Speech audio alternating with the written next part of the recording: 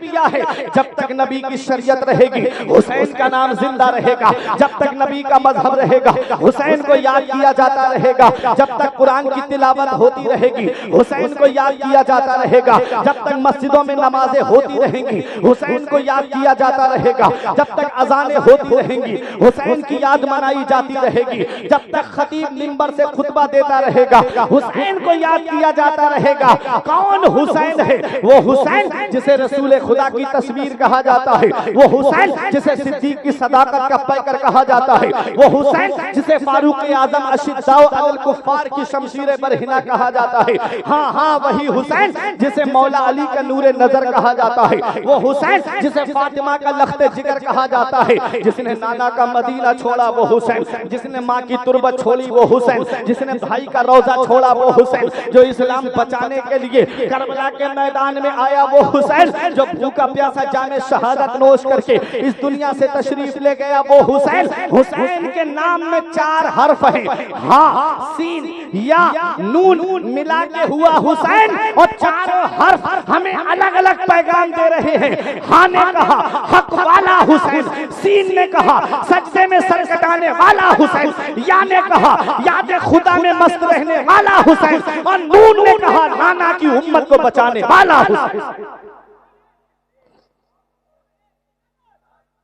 नारे तकबीर, नारे रिसालत, नारे रिसालत, जश्ने शहीद आजम सरजमीने परेबा वैश हजरत अल्लामा मुफ्ती फुरकान मंजरी साहब किबला। नारे तकबीर, नारे रिसालत। वो हुसैन हम जिए कैसे उस इंसान के जीने की तरह, हम जिए कैसे उस इंसान के जीने की तरह, खून भी अपना नहीं जिसके पसीने की तरह। जब से देखा है किताबों में हुसैनो मिन्नी, तो करबला भी मुझे लगता है मदीने की तरह। आज हुसैन का बचपन आपने सुना है, हुसैन की जवानी में आपको सुनाता हूँ।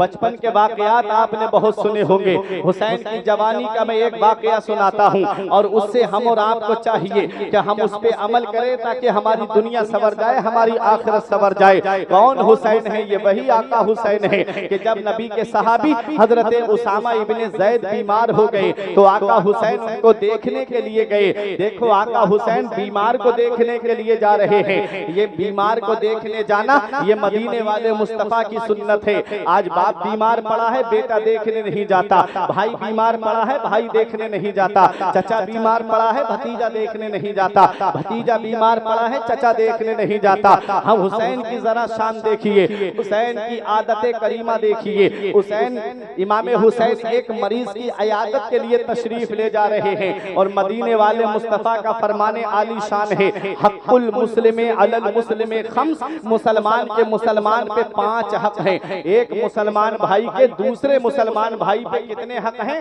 5 हक हैं। बहुत गौर से सुनिएगा। पहला हक क्या है? जब वो सलाम करे तो सलाम का जवाब दे, चाहे कितनी भी लड़ाई सही, चाहे कितनी भी बुराई सही। अगर मुसलमान है, सुन्नी सहीहुल अकीदा है, वो आपको सलाम कर रहा है तो आपको उसके सलाम का जवाब देना चाहिए, ये वाजिब है। अगर सलाम का जवाब नहीं दिया तो आप गुनाहगार हो जाएंगे। वैसे भी मुसलमान को आपस में 3 दिन से ज्यादा नाराजगी नहीं रखना चाहिए। तो मुसलमानों को चाहिए कि वो आपस में मिलजुल करके रहे।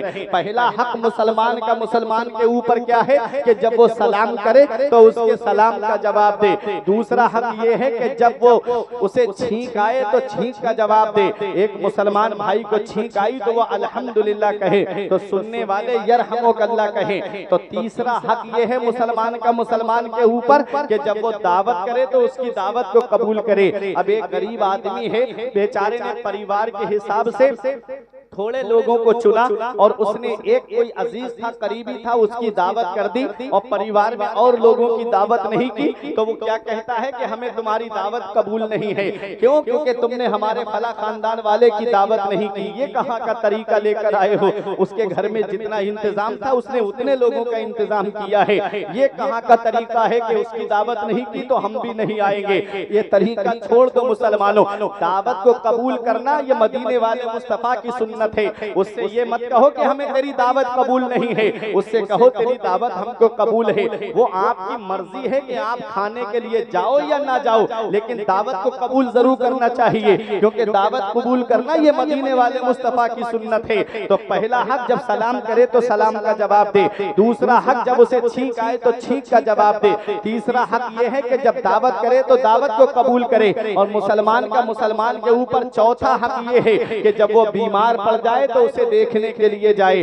बीमार को देखने जाने में कितना सवाब है। जब कोई बीमार को देखने के लिए अपने घर से कदम बाहर निकालता है तो अल्लाह की रहमत के 70,000 फरिश्ते उसके लिए बख्शिश की मगफिरत की दुआ करते रहते हैं जब तक वो अपने घर वापस नहीं आ जाता है। कितना सवाब है बीमार को देखने जाने में। आज बीमार को देखने कौन जाता है? इल्ला माशाअल्लाह जिन्हें मोहब्बत है वो देखने के लिए जाते हैं। और आगे सुनो पांचवा हक, और बहुत गौर से सुनिएगा। मेरे आका फरमाते जब मुसलमान का इंतकाल हो जाए तो उसके जनाजे में शामिल होना चाहिए। आज अमीरों के जनाजे में तो आदमी दौड़ दौड़ के जाता है और उसको जाके दिलासा देता है कि मैं भी तेरे यहाँ पर जनाजे में आया हूँ। बार बार उससे कहता है भाई सब्र करो, भाई सब्र करो, ताकि मैं उसकी नजरों में आ जाऊं। और कोई गरीब है दुनिया से चला गया तो उसके कफन तक का इंतजाम नहीं होता, उसके घर पे लोग देखने तक नहीं जाते। सगा भतीजा, सगा भांजा, सगा भाई अगर गरीब है तो पड़ोसी बता रहे हैं लोग, और पता लगाओ ये मैयत किसी अमीर की होगी, जो दौड़ दौड़ के कांधा लगा रहे हैं लोग। आज गरीबों के जनाजे में तो कोई जाना भी पसंद नहीं करता। मैयत चाहे गरीब की हो, मैयत चाहे अमीर की हो, अगर वो मुसलमान है और सुन्नी सहीहुल अकीदा है तो उसके जनाजे में जरूर शामिल हुआ करो। हमारे बुजुर्ग फरमाते हैं कि जनाजों में जरूर शामिल होना चाहिए।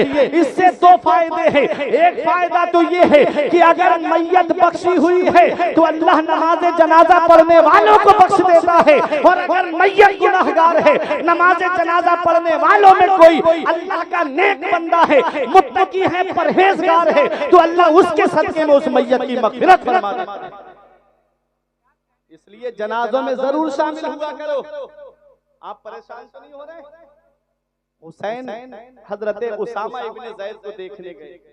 क्या पता चला कि अगर हमारा कोई अजीज बीमार पड़ जाए तो हमें उसे देखने जाना चाहिए।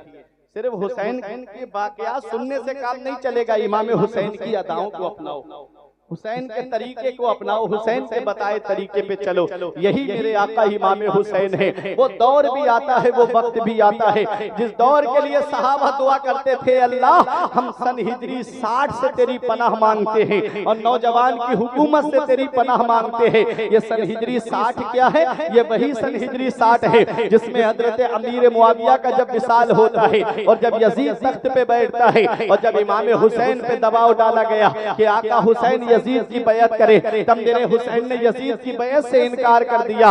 हुसैन ने सोचा कि मैंने यजीद की बैयत नहीं की है, यजीद मेरे खिलाफ लश्कर भेजेगा। आपने सोचा कि ये नाना का मदीना मुकद्दस सरजमीन है, कहीं ऐसा ना हो हुसैन की वजह से मदीने की नालियों में खून बहने लगे। इसलिए मेरे हुसैन ने मदीना छोड़ने का इरादा कर लिया। अपना वतन सबको प्यारा होता है, अपना घर सबको प्यारा होता है, अपना गांव, अपना कस्बा, अपना शहर सबको प्यारा होता है। जरा हुसैन की शाम देखो, ये इमाम हुसैन है। इस इस्लाम की खातिर हुसैन ने अपना वतन छोड़ दिया, इस इस्लाम की खातिर हुसैन ने अपना घर छोड़ दिया, इस इस्लाम की खातिर हुसैन ने नाना की तुरबत को आखिरी सलाम करने के लिए जब हाजिर हुए, छोटा सा काफिला लेकर के, नाना आपका वही बेटा हुसैन आया है जिसे आप अपने सीने से लगाते थे, आपका वही बेटा हुसैन आया है जिसे आप कलेजे से लगाते थे, आपका वही बेटा हुसैन आया है जिसे आप अपने कांधे पे बिठाया करते थे। नाना आपका नवासा बहुत दूर जा रहा है, नाना अपने नवासे का आखिरी सलाम कबूल करो। मेरा हुसैन अपने नाना के रोजे से अपनी माँ फातिमा की तुरबत पे आया। अम्मी आपका वही बेटा हुसैन आया है जिसे बुखार आता था तो तुम मन्नतों के रोजे रखती थी, अपने बेटे का आखिरी सलाम कबूल करो। अपने भाई इमाम हसन की तुरबत पे सलाम करके जैसे ही मेरा हुसैन मदीने से बाहर निकला, जब मदीने से बाहर निकले तो मुड़ मुड़ के देख रहे थे नाना के रोजे की तरफ, मुड़ मुड़ के देख रहे थे नाना के मुकद्दस रोजे की तरफ। हजरत ज़ैनब ने पूछ लिया, मेरे भाई आप क्या देख रहे हो मुड़ मुड़ के? तो मेरा हुसैन कहता है, ऐ मेरी बहन ज़ैनब, जिसे दुनिया में कहीं आराम नहीं मिलता, जिसे दुनिया में कहीं चैन नहीं मिलता, जिसे दुनिया में कहीं सुकून नहीं मिलता, जिसे दुनिया में कहीं राहत नहीं मिलती, उसे चैन हमारे नाना के मदीने में मिलता है, उसे सुकून हमारे नाना के मदीने में मिलता है। आज वही मदीना हुसैन से छूट रहा है। आप परेवा वैश की सरजमीन पे रहते हो, पूर्व जवाहर में रहते हो, आपके इलाके में, आपके कस्बे में कोई ना कोई ऐसा होगा कि जिसने हज किया होगा या उम्रा किया होगा। उनका हाथ अपने हाथ में लेकर के पूछना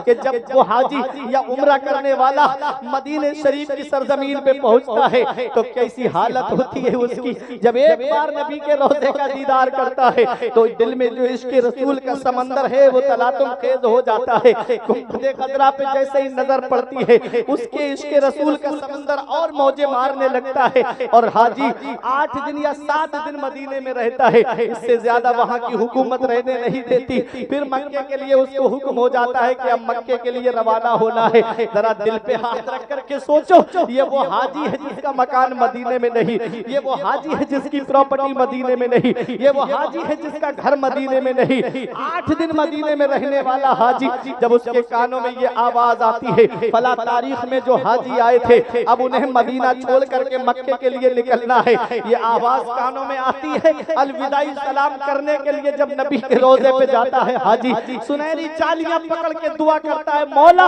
इस दयार में आने के लिए पूरी जिंदगी दुआ करता रहा, दिखा दे या इलाही वो मदीना कैसी बस्ती है जहां पर रात दिन मौला तेरी रहमत बरसती है। इस दयार में आने के लिए पूरी जिंदगी तड़पता रहा, मौला किस्मत में तूने मुझे इस दयार में पहुंचा तो दिया। 8 दिन कब गुजर गए पता भी नहीं चला, 7 दिन कब निकल गए मालूम भी नहीं हुआ। मौला एक दुआ करता हूँ तेरे महबूब के वसीले से, अगर तू मुझे जिंदगी दे, अगर तू मुझे सेहत दे, अगर तू मुझे माल दे तो एक बार अपने महबूब का रोजा और दिखा देना। ये दुआ करके हाजी अपना सामान लेकर के जैसे ही बाहर निकलता है, जैसे ही हाजी अपना सामान लेकर के सवारी की तरफ बढ़ता है तो आंखों से आंसुओं का सैलाब जारी हो जाता है। आंखों से आंसुओं का सैलाब रोके नहीं रुकता है। अर्श पे नूरे मुस्तफा देखा, आईना पेशे आईना देखा, जब हुई रुखसती मदीने से हमने मुड़ मुड़ के रास्ता देखा। हाजी मुड़ मुड़ के गुंबदे खजरा की तरफ देखता है। ये 8 दिन मदीने में रहने वाले हाजी की हालत है। जब मदीना छूट रहा है तो आंखों से आंसू रोके नहीं रुकते हैं। तो ऐ परेवा में रहने वालों, जरा दिल पे हाथ रख करके सोचो, वो हुसैन जिसने बचपन मदीने में गुजारा, वो हुसैन जिसने जवानी मदीने में गुजारी, वो हुसैन जिसने 56 साल की उम्र मदीने में गुजारी, नाना का रोजा छूटता होगा, कैसी दीप्ति होगी आका हुसैन के दिल पर। नाना का शहर छूट रहा है, कैसा लग रहा होगा मेरे आका हुसैन को। नाना का मुकद्दस रोजा छूट रहा है, कैसा लग रहा होगा मेरे आका हुसैन को। मदीने की बहारों ने आवाज दी, हुसैन मदीना छोड़कर जा रहे हो क्या? मदीने से मोहब्बत नहीं है? हुसैन की मोहब्बत आवाज देती है। मदीने के जर्रे जर्रे से मोहब्बत है, मदीने की हर हर फिजा से मोहब्बत है। कहा हुसैन फिर मदीना छोड़कर क्यों जा रहे हो? तो हुसैन जवाब देते हैं, एक तरफ मोहब्बत है और एक तरफ नाना की शरीयत है। मैं मोहब्बत छोड़ जाऊंगा और अपने नाना की शरीयत को बचाऊंगा।